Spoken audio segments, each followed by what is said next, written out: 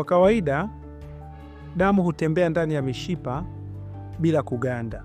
Pale panapotokea changamoto ya ugandaji wa damu, kupelekea damu kuganda na kutengeneza mabonge ya damu ndani ya mishipa ya damu. Tatizo hili kimaarufu linaitwa clots, ama tatizo la kuganda kwa damu ndani ya mishipa.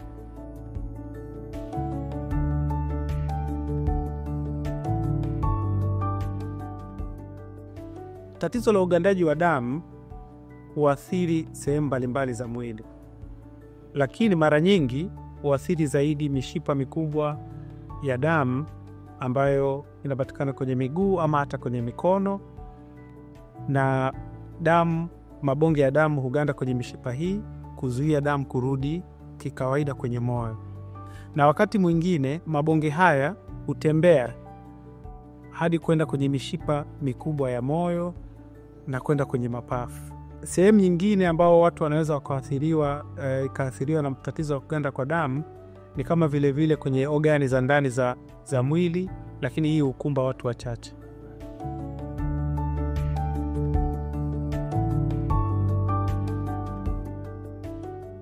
Damu inapoganda kwenye mishipa ya damu huzuia mtiririko mzuri wa damu ndani ya mishipa hii.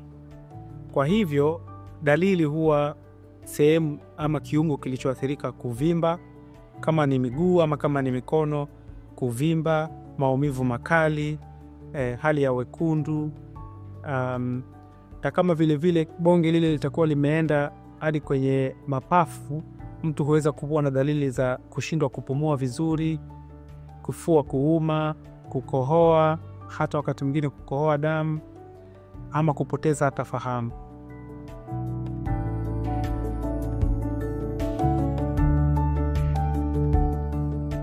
Sababu za damu kuganda kwenye mishipa ya damu zimegawanyika katika sehemu kuu mbili. Kuna zile sababu ama vichocheo ambavyo vinatokana na kurithi, na kuna zile sababu ambazo mtu anazipata wakati anaendelea kuishi, havijarithishwa.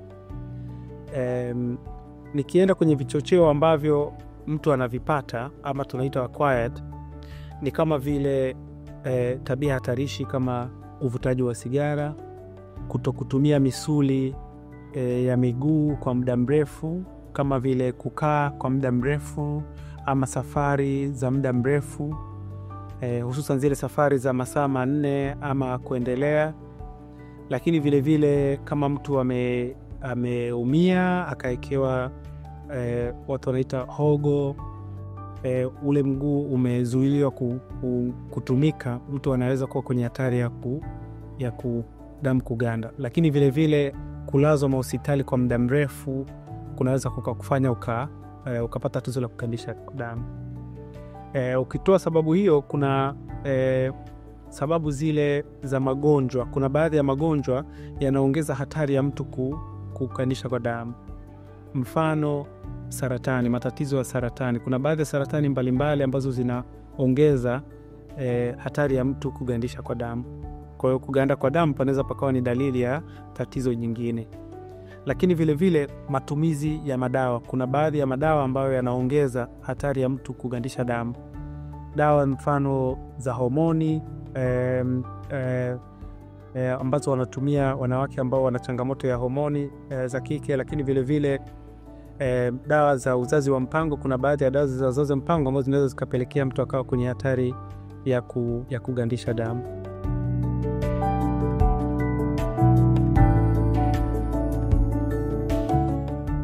Ugunduzi wa tatizo la kuganda kwa damu kwenye mishipa huanzia na historia ya tatizo lenyewe, pamoja na uchunguzi wa daktari kwenye sehemu husika, kama ni mguu ama kama ni mkono, lakini vile kama ni tatizo liko kwenye kifua ama sehemu yote ya mwili. Vile unahusisha vipimo vya damu, lakini kwa sana vipimo vya kiradiolojia, ili kutambua uwepo wa bonge la damu ndani ya mshipa, ikiwemo vipimo kama ultrasound ama vipimo kama vya CT scan ambavyo vinaweza kugundua ugandaji ama mabonge ya damu kwenye mwili.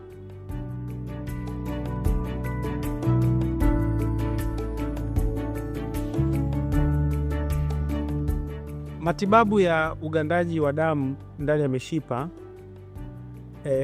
hutegemeana na tatizo lenyewe, lakini mara nyingi huhusisha dawa za kulainisha mabonge ambayo yako ndani ya mishipa ya damu, huhusisha dawa ambazo zinalainisha damu kwa ujumla wake.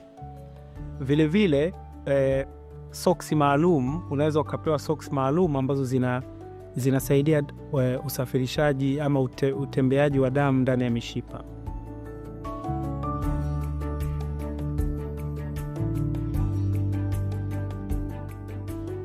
Tatizo la kuganda kwa damu tunaweza tukalizuia kwa kushughulisha mwili, kuepuka kukaa kwa muda mrefu ama kulala kwa muda mrefu bila kutembea ama kushughulisha viungo vya mwili.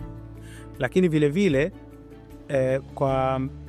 kwa wale ambao tayari wamegundulika wana hatari ya kugandisha kwa damu, kuzingatia ushauri, ikiwemo kama kuvaa socks maalum ama kutumia dawa zinazowasaidia wao wasipate mabonge kirahisi.